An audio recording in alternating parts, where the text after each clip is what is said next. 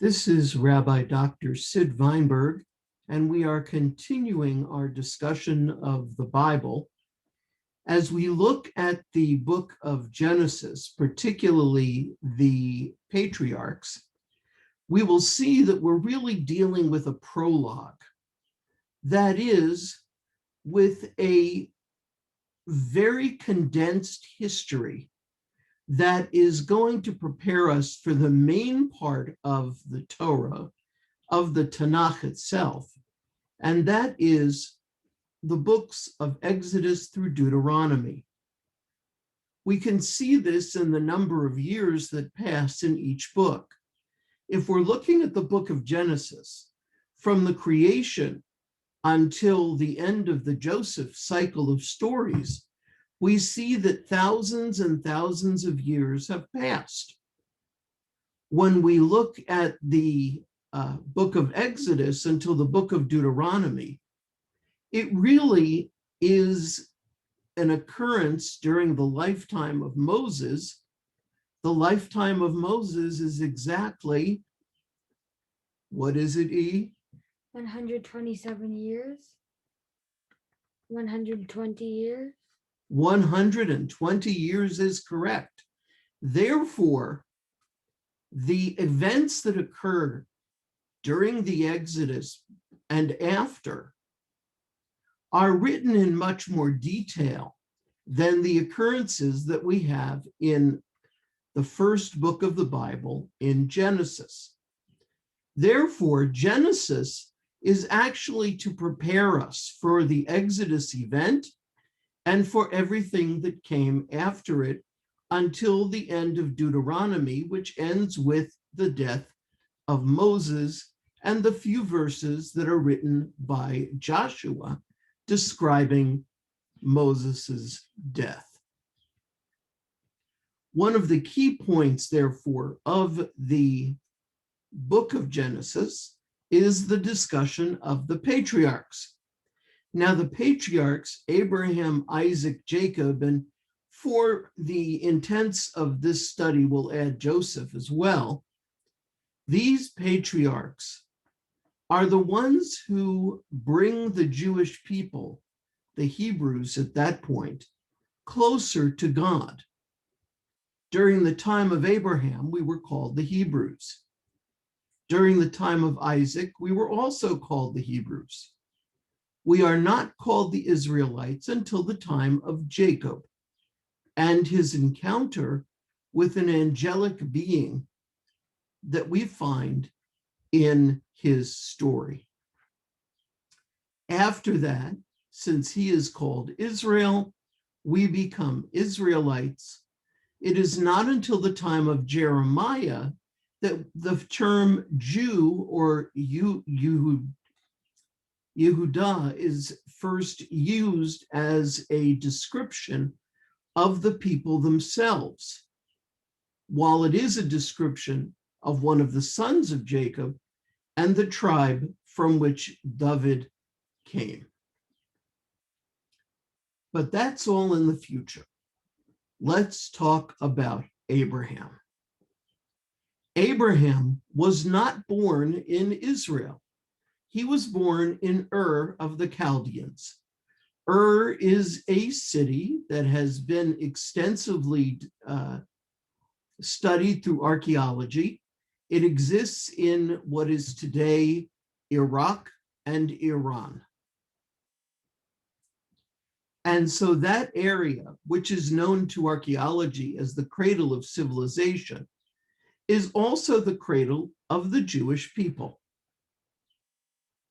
He is unhappy in Ur of the Chaldeans, and so he moves to a city called Haran. Now, Haran is in Turkey, and it is going to be very important because even though Abraham will leave there also, at the call of God, at the behest of God, he leaves behind quite a bit of family. We will see this in the story of Isaac, where Abraham insists that Isaac take a wife from one of his cousins. And so he sends Eliezer, his servant, back to Haran, back to Turkey, to find a bride for his son. Jacob ends up moving to Haran for over 20 years, for a significant period of time, so that he too can find a bride from his family. Of course, he ends up with two. We'll talk about that later on as well. After Abraham's move, God calls out to him and says, Lech lecha, get up and move. Now, interestingly, when God calls to Abraham and tells him to move, where does he tell him to go? E, do you know the answer? To Eretz Israel. Well, that's where he ends up. But did you know that when God first calls Abraham in Lech Lecha, he doesn't tell him where he's going? He just says, get up and go. And I'll tell you where you're going to go along the way. That would be a hard thing for us to do, wouldn't it? What if somebody in the middle of the night called your name and said, E, get up and leave your family, all of your friends, your school, your baseball team, everything, and go somewhere else? Would that be hard to do? Yeah. Yeah, it would be, wouldn't it? But Abraham does it. And so that's why we call Abraham the man of faith.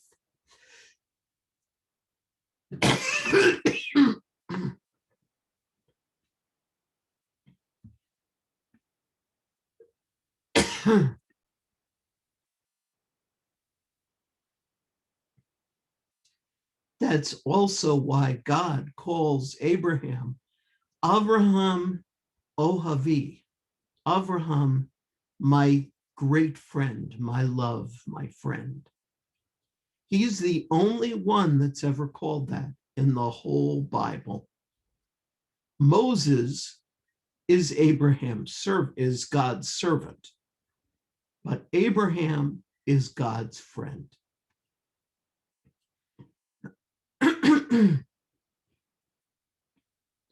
Abraham moves to Haran. He is called out of Haran and begins his journey to Eretz Yisrael. Now, Avraham is known for a number of things. First, when he reaches Eretz Yisrael, he is told to stop, and he becomes very hospitable. He is known for his hospitality. And there are all kinds of stories of Abraham being hospitable to people. One of the most famous in the Bible is when he is hospitable to 3 men who turn out to be angels. And each one has a different message for Abraham. One of them tells him of the destruction of Sodom and Gomorrah. And Abraham argues with God and asks for 10 righteous people, will he spare the cities? Well, there are not 10 righteous people. And so the only ones who are spared from the cities, which is the mission of the second angel, are Lot, Abraham's nephew, and his family. The mission of the third angel is one of great joy for Avraham, and that is to announce to him that he and Sarah will have a son, and that they are to name the son Isaac. This is a very interesting passage because it is one of the few passages where God tells a white lie. I bet you didn't know this. God tells Abraham that he's going to have a child. And Sarah is listening from her tent. But she is very old. And it would be, in normal circumstances, impossible for her to have a child and impossible for Abraham to have a child. And so she laughs and she says, it would not be possible for Abraham to do what needs to be done to give me a son. When God repeats this to Abraham, he says, Sarah laughed because she was sure she could not have a son.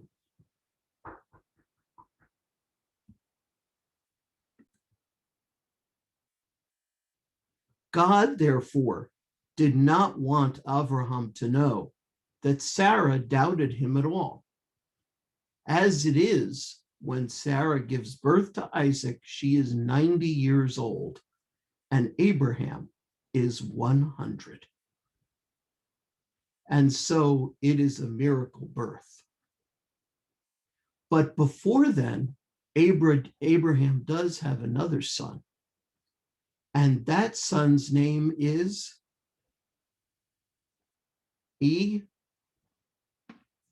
what's his name? Ishmael. Ishmael. Very good. You're being a very good podcaster today. And Ishmael is the son of Abraham and his slave Hagar. Sarah was afraid that she would never be able to have children. And so she said, have a child with Hagar, and we will adopt that child and raise it as our own.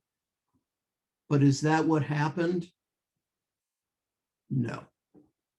Hagar insisted on raising Ishmael as an Egyptian, which is what she was.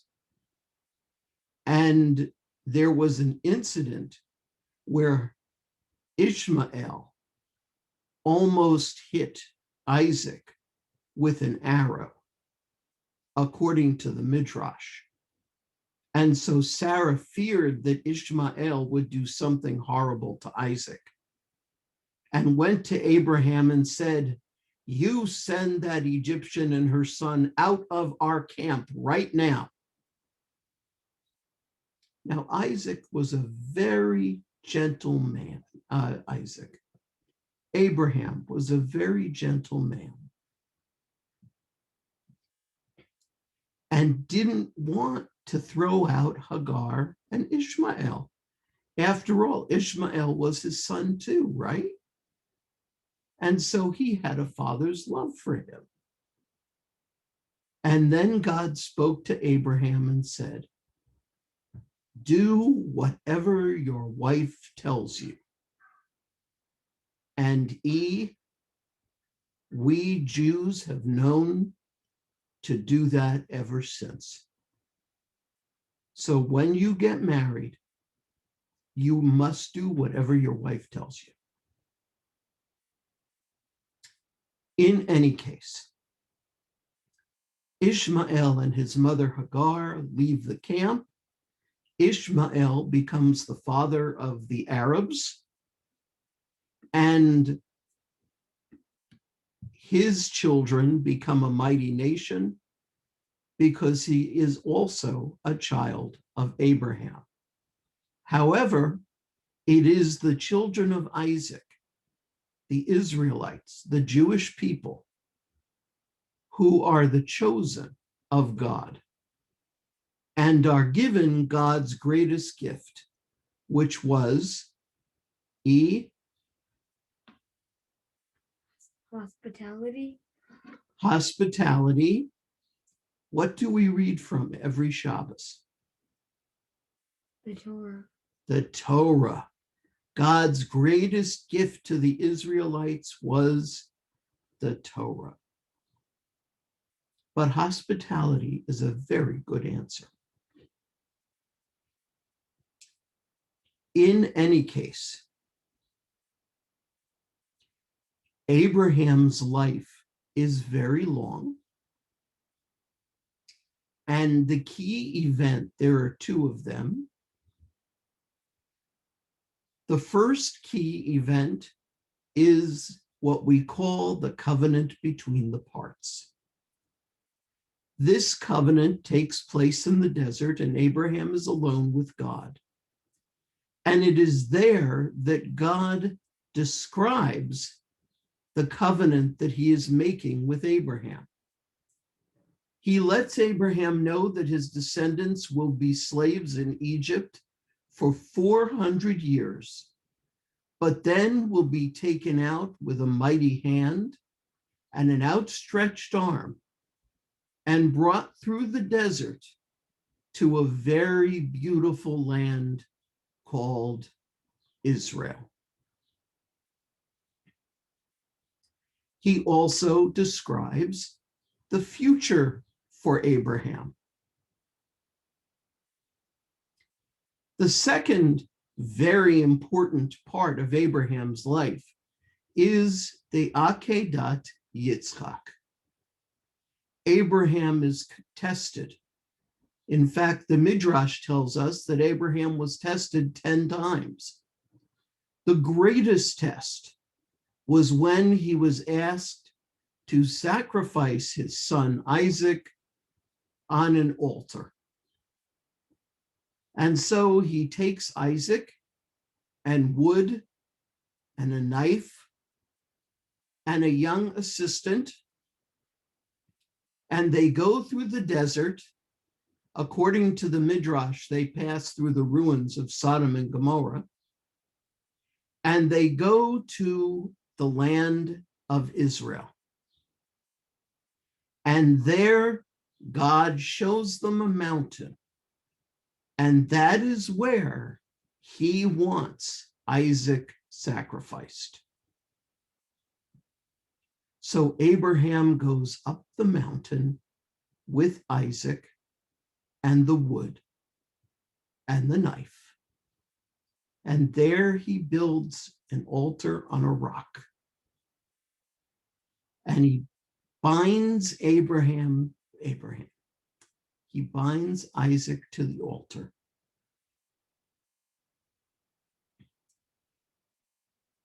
And just as he is about to plunge the knife into Isaac, a voice from heaven yells, "Abraham, Abraham, do not hurt the child.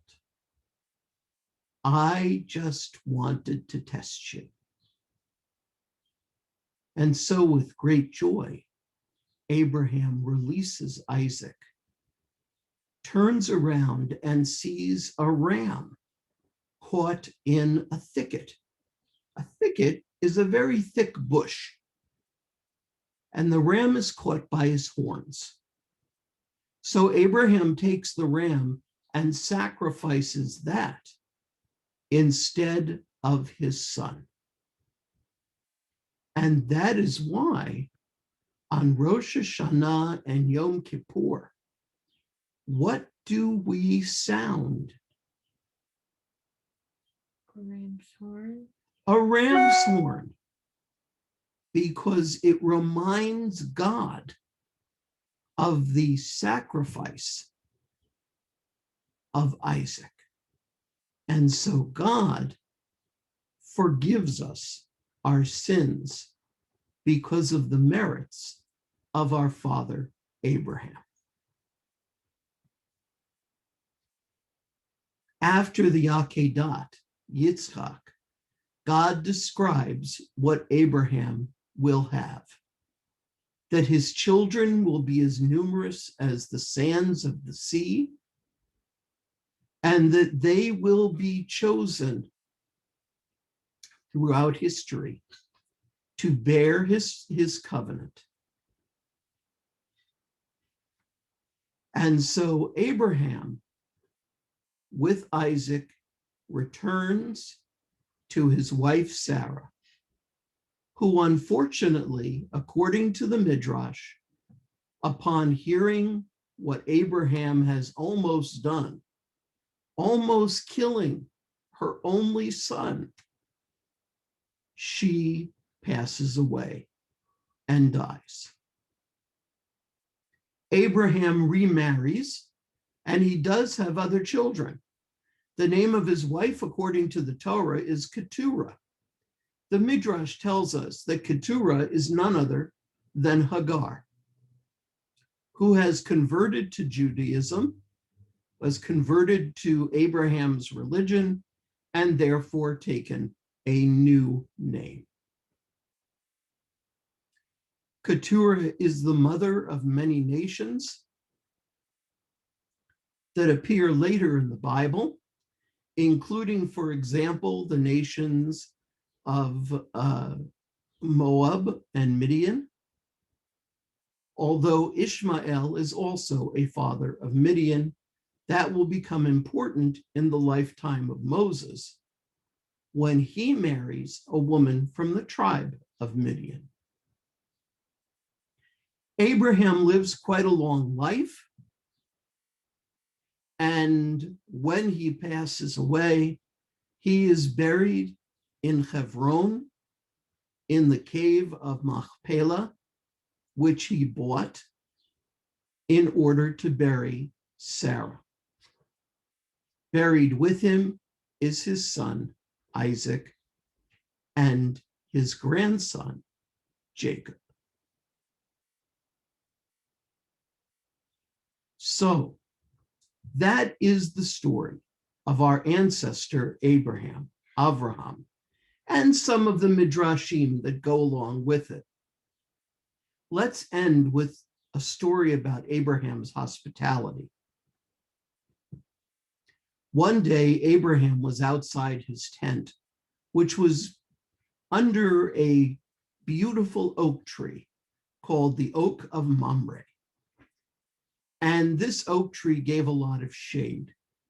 It was a place where travelers could rest in the shade out of the sun, because it can get very hot in the Middle East.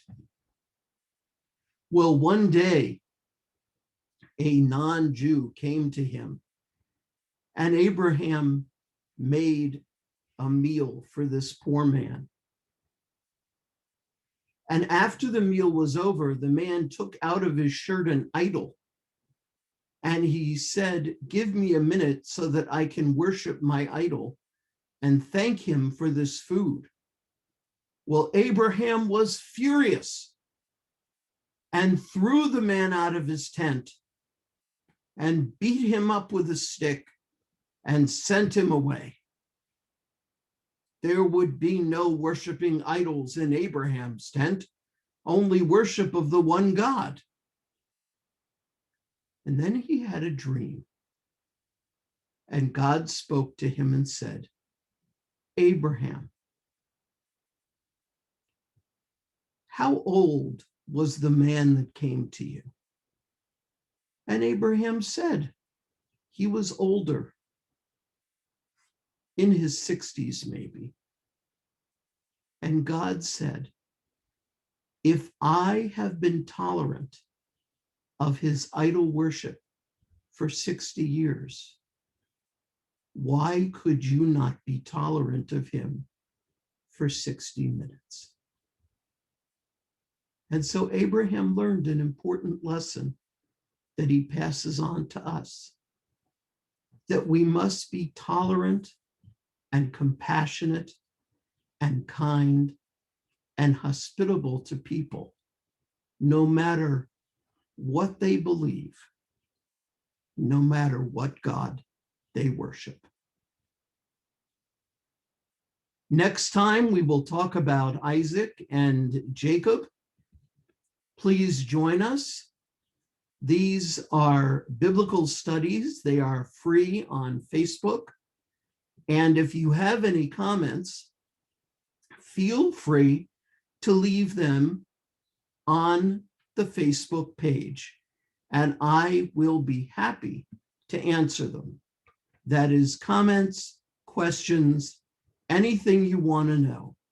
And please, E and I, having both had COVID, would like to remind everyone to do what? Get the vaccine. Say it nice and loud. To get the vaccine. Yes, get the vaccine. Let's get over this pandemic. Shalom.